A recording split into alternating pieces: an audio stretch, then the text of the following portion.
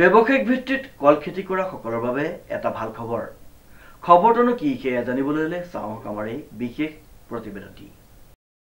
আপুনি বাৰু কলৰ খেতি কৰে নেকি?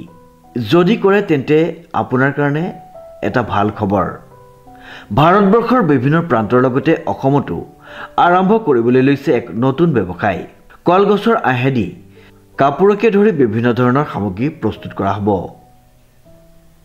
কল খেতিৰ প্ৰতি এটা আগ্ৰহ মোৰ এইটো কাৰণেই জন্ম হ'ল যে 2020 চনত যেতিয়া কৰোনাৰ সময়ত মানুহবিলাকে অসমৰ বিভিন্ন বাহিৰৰ ৰাজ্যৰ পৰা আহিবলৈ উপায় নাপাই পেলাই বহুত কষ্ট খাইছিলে। তেওঁলোকে ফ'ৰ্থ গ্ৰেডত কিবা কাম কৰিছিলে বা কোনোবাই বিভিন্ন শ্ৰমজীৱী হিচাপে তেওঁলোকে তাত কাম কৰিছিলে। যি হওক, আমি এটা কথা ভাবি চালোঁ যে আমাৰ ইমান নেচাৰেল ৰিচোৰ্চ আছে অসমত, যিবিলাক ব্যৱহাৰ কৰি আমি ৱেষ্টৰ পৰা ৱেল্থলৈ যাব পাৰোঁ।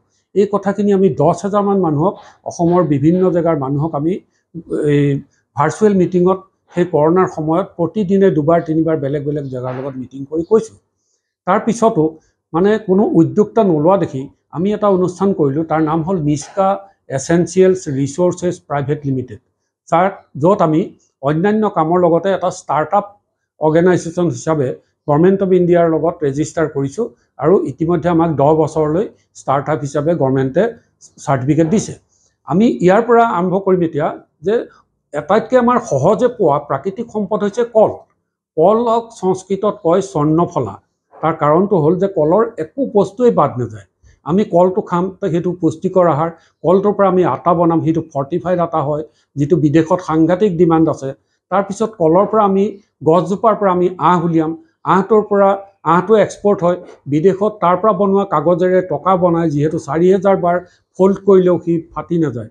তাৰোপৰি কলৰ আঁহৰ পৰা আমি যদি স্পিনিঙলৈ যাওঁ, তেতিয়াহ'লে কলৰ পৰা বনোৱা কাপোৰৰ খুব অত্যন্ত মানে দেখনীয়াৰ হয় কাপোৰবিলাক, পাটৰ কাপোৰৰ গতে। সেই কাপোৰৰ মূল্য আজিৰ পৰা 5 বছৰৰ আগত 5,000 টকা প্ৰতি মিটাৰত ফিলিপাইনছত বনায়। আমি ভাৰতবৰ্ষ হৈছোঁ কলৰ সৰ্বাধিক উৎপাদনকাৰী দেশ, য'ত আমি কলৰ গছজোপা এনেই পেলাই দিছোঁ। গতিকে কেৰালাত কিছু সংখ্যক হয়, চেন্নাইত কিছু সংখ্যক হয়, তামিলনাডুত এনেকৈ হয় যদিও আমি এইটো এটা বৃহৎ আকাৰত কৰিব গৈছোঁ, য'ত তাৰমানে ইনিচিয়েলি আমি 15-20 মানুহক সংস্থাপন দিব পাৰিম। তাৰ ভিতৰত সৰ্বাধিক মহিলাক সংস্থাপন দিব পাৰিম।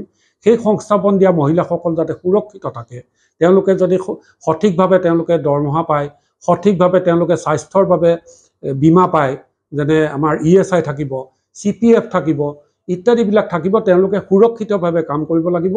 আৰু ইয়াৰ যোগেদি আমি এসময়ত হয়তো লাখ মানুহকো সংস্থাপন দিব পাৰিম। এটা ডাঙৰ উদ্যোগ হ'ব। কলজোপাৰ গছৰ পৰা আমি আঁহটো উলিওৱাৰ লগতে তাৰ পৰা ভাৰ্মি কম্প'জ হ'ব, সেইখিনি আমি খেতিয়কসকলৰ মাজত বিলাব পাৰিম। তাৰ পৰা এটা যিটো ৰস ওলায়, সেই ৰসটো আমি মেনিয়ৰ হিচাপে স্প্ৰে কৰিব পাৰি, বাগানবিলাকত ব্যৱহাৰ হ'ব বা আমাৰ যিবিলাক পাচলিৰ খেতি হয় তাত ব্যৱহাৰ হ'ব ইত্যাদি। কলজোপাৰ পৰা একো বস্তুৱে পেলাব লগা নাই। আৰু এজন মানুহে যদি 12 বিঘা মাটিত কলৰ খেতি ছিষ্টেমেটিকেলি কৰে, তেতিয়াহ'লে তেখেতে 1.5 লাখ টকা প্ৰতি মাহত অকল কল বেছি উপাৰ্জন কৰিব পাৰিব। বাকী কলৰ গছজোপা আমি কিনি ল'ম। গতিকে এই সকলোখিনি চাই পেলাই আমি এই অনুষ্ঠানটো কৰিছোঁ। আৰু আমি ভাবিছোঁ যে অসম চৰকাৰে আমাক সহায় কৰিব। ভাৰত চৰকাৰে এনেকুৱা কথাবিলাকত সদায় উদগনি দিয়ে, অসম চৰকাৰে উদগনি দি আহিছে। গতিকে আমি এই নিৰ্বাচনৰ কাৰ্যসূচী শেষ হোৱাৰ লগে লগে আমাৰ কামটো আৰম্ভ কৰিম। উল্লেখযোগ্য যে যোৰহাটত মুকলি কৰা হৈছে নিষ্কা নামৰ এটা ৱেবছাইট। এই নিষ্কা নামৰ ৱেবছাইটটো মুকলি কৰে এগৰাকী কণমানি দেৱশিশুৱে। নিষ্কা এছেঞ্চিয়েলছ ৰিচোৰ্চ প্ৰাইভেট লিমিটেড কোম্পানীৰ জৰিয়তে কল খেতিয়কসকলে কলকে ধৰি কলগছজোপাও ইয়াত বিক্ৰী কৰিব পাৰিব। লগতে ইয়াত মহিলা সবলীকৰণৰ ক্ষেত্ৰত যথেষ্ট গুৰুত্ব দিয়া হ'ব বুলি জানিবলৈ দিয়ে। এই নিষ্কা এছেঞ্চিয়েলছ ৰিচোৰ্চ প্ৰাইভেট লিমিটেডৰ যোগেদি মহিলাসকলেও এই কৰ্মত নিয়োজিত কৰি স্বাৱলম্বিতাৰ বাট মুকলি কৰিব পাৰিব। এই প্ৰচেষ্টাৰ যোগেদি ঘৰুৱা প্ৰয়োজনীয় সামগ্ৰীৰ পৰা আৰম্ভ কৰি পৰিৱেশ পৰামৰ্শ আৰু নিৰ্মাণ সেৱালৈকে বিভিন্ন খণ্ডক সামৰি লৈছে।